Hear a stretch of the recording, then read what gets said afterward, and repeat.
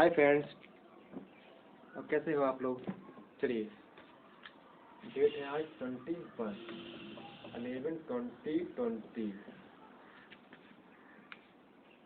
चलिए, इससे पहले की वीडियो में आप लोगों को मैंने बैंक के बारे में बताया था। बैंक की परिभाषा क्या है, कितने भागों में होते हैं डिवाइड। जब भाग आज़ाद नहीं हुआ था उससे पहले बैंक कितने भागों में होती थी डिवाइड। फिर उसके बाद कमीशन आई। कमीशन ने क्या कहा कि आपके देश में एक बैंक एक सबसे बड़ी बैंक होनी चाहिए। उन वही बैंक सभी बैंकों को रेगुलेट करे कि कितने कितने दर से किसको कितना रेट दिया जाए। उसके बाद आरबीआई की स्थापना हुई। फिर आरबीआई और से जब आरबीआई स्थापना हुई थी उस समय वो प्राइवेट बैंक थी। तो उसके बाद नेशनलाइजेशन कब हुआ, ठीक है। तो इन सभी का मैंने आप लोगों से जिक्र पहले ही कर चुके हैं। आज मैं आप लोगों को बताऊंगा। और उस वीडियो में मैंने आपको ये बताया था फंक्शन ऑफ आरबीआई कि बैंकों का बैंक है, बैंक ऑफ गवर्नमेंट है और इशू कैसे करती है और मिनिमम रिजर्व सिस्टम होता है इसमें। और सबसे महत्वपूर्ण फंक्शन है मॉनेटरी पॉलिसी। जो जो इंडिया में या भारत में या किसी देश में इन्फ्लेशन आता है तो उसको कंट्रोल करने के लिए एक मॉनेटरी पॉलिसी बनाई जाती है, जो कि 2-2 महीने के अंतराल में पॉलिसी आती है। और ये इस पॉलिसी में होते हैं 6 मेंबर।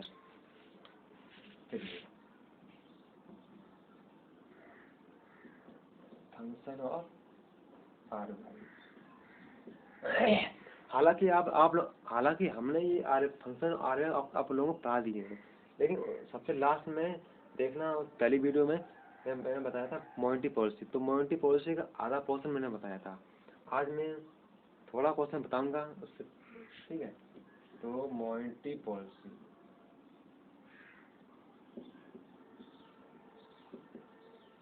इसको हिंदी में कहते हैं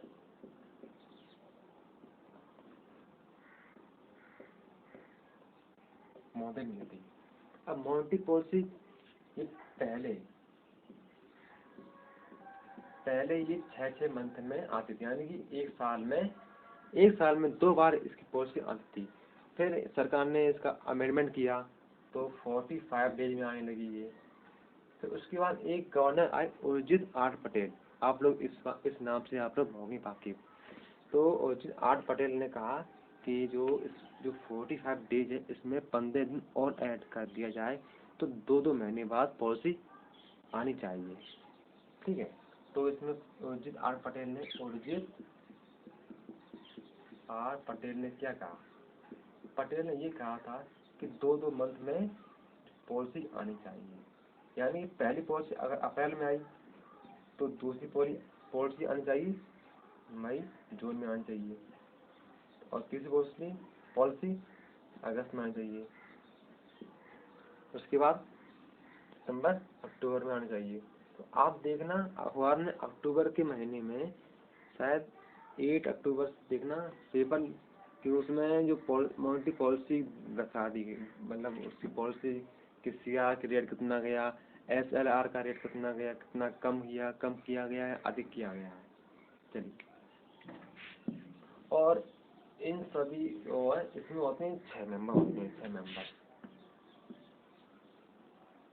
मॉनेटरी पॉलिसी में 6 मेंबर्स होते हैं। 3 मेंबर होते हैं गवर्नमेंट के और 3 होते हैं आरबीआई के, ठीक है। इनके नाम है ये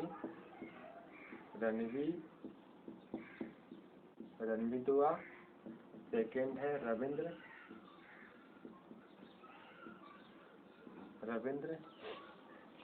आचार्य, सॉरी रविंद्र ढोलकिया और थर्ड है माइकल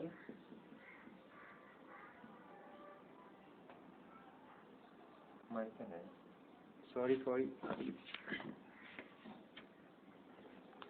सॉरी वो देखो, पहला क्या रणवीर दुआ, सेकंड रविंद्र ढोलकिया और तीसरा है चेतक।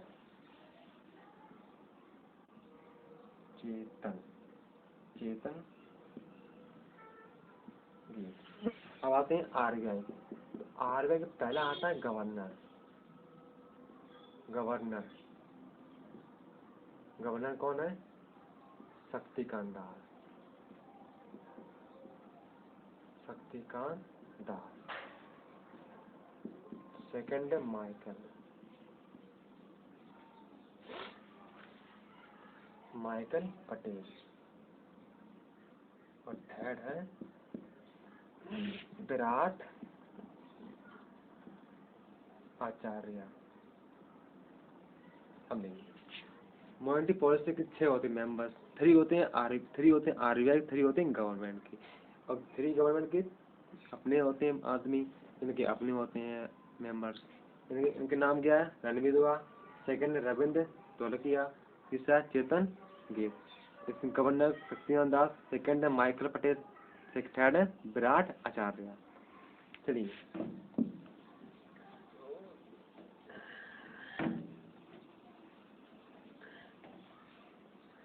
अभी मॉनेटरी पॉलिसी काम कैसे करता है? तो पहले आता है इन्फ्लेशन।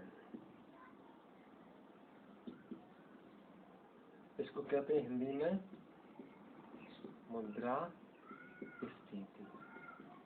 ध्यान से पढ़ना, ये सबसे महत्वपूर्ण टॉपिक है ये इन्फ्लेशन वाला। उसके बाद आता है डिफ्लेशन, यानी कि अपस्फीति।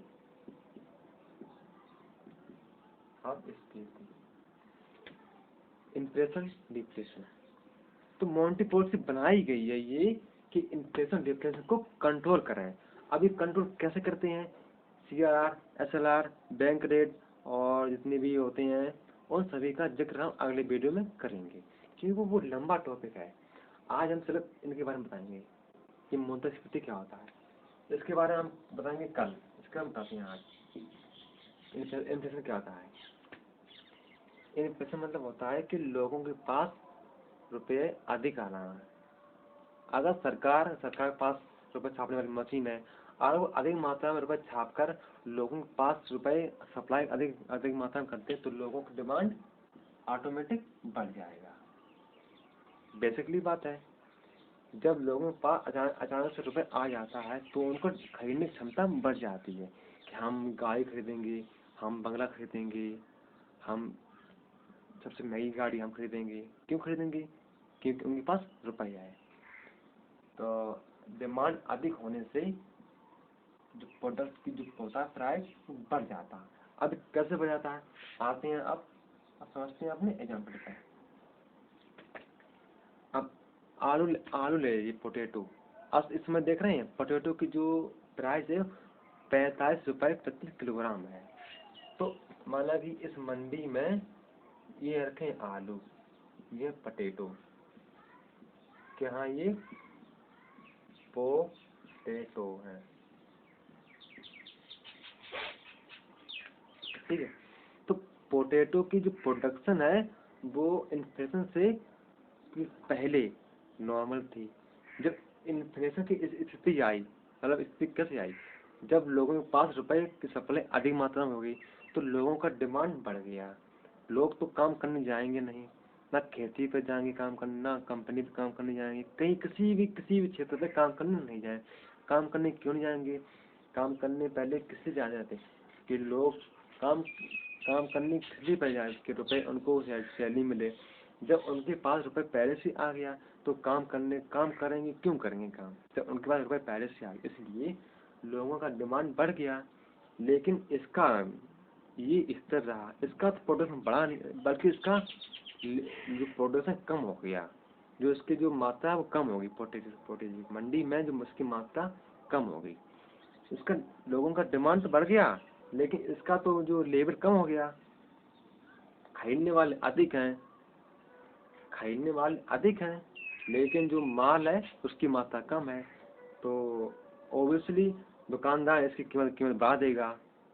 तब किस कीमत बढ़ा देगा तो इससे क्या होगी? इससे आ जाएगी महंगाई। आगे समझ में समझे? लोगों का डिमांड बढ़ गया। डिमांड बढ़ने से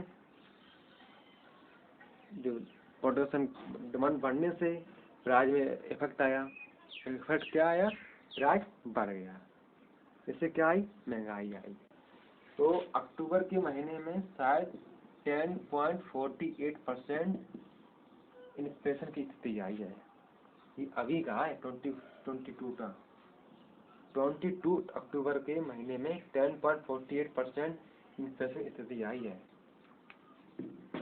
तो इसको सुधारने के लिए, इसको नियंत्रण करने के लिए, कंट्रोल करने के लिए इसके टूल्स हैं, वो आपको अगले वीडियो में बताएंगे। चलिए, समझ में आया? इन्फ्लेशन क्या है? मुद्रास्फीति, मतलब लोगों के पास अचानक से रुपए आ जाना। जब उनके पास रुपए आ गए तो काम करने जाएंगे नहीं, काम करेंगे नहीं तो प्रोडक्शन होगा नहीं, प्रोडक्शन होगा नहीं तो प्रोडक्शन कम होगा। तो खरीदने वाले अधिक हैं, डिमांड अधिक होगी, सप्लाई कम है तो डिमांड अधिक, सप्लाई कम, तो प्राइस बढ़ जाएगा। समझ गए? इसीलिए 45 रुपये प्रति किलोग्राम आलू हो गया महंगा। इसलिए आलू की कीमत इतनी हो गई है। समझ गए? आलू की जो सप्लाई कम है, मंडी में सप्लाई कम है, डिमांड अधिक है, तो ऑटोमेटिक इसका रेट बढ़ जाएगा। चलिए, अभी इस समय मटर की कीमत कितनी है? अभी आप गए, मटर की कीमत है 20 रुपये की 100 ग्राम, मतलब 200 रुपया की प्रति किलोग्राम। ये है स्कीम।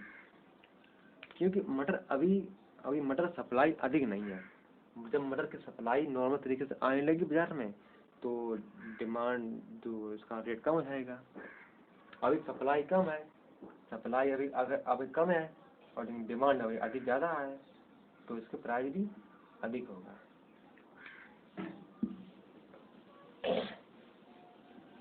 चलिए, जो डिफ्लेशन है वो अगले वीडियो में बताएंगे। चलिए, आज सिर्फ इतना ही रखें। धन्यवाद।